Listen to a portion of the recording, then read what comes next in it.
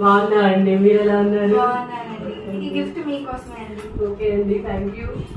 ఏంటో అందరు ఈ డబ్బాలే ఇస్తున్నారు, ఒక్కటి కూడా ఉపయోగపడే గిఫ్ట్లు ఇవ్వట్లేదు. ఏం చేసుకోవాలో ఈ డబ్బాలు.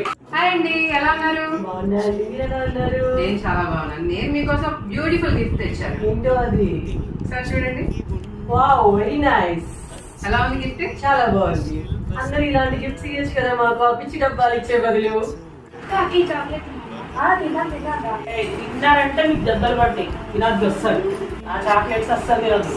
ఇది తింటే హెల్త్ కి మంచిది. హోమ్ మేడ్ చాక్లెట్స్ హెల్త్ కూడా చాలా బాగుంటుంది. దీనివల్ల జబ్బులు డబ్బులు ఏం రావు. హ్యాపీగా తిను. ఓకే, తీసుకొని తినండి ఇద్దరు. ఎలా ఉన్నాయి? అయిపోతాయి. Very good. మీరే చూసారు కదా, నార్మల్ గిఫ్ట్స్ కి అలాగే కస్టమైజ్డ్ గిఫ్ట్ కి డిఫరెన్స్, అలాగే బయట చాక్లెట్స్ కి హోమ్ మేడ్ చాక్లెట్స్ కి డిఫరెన్స్.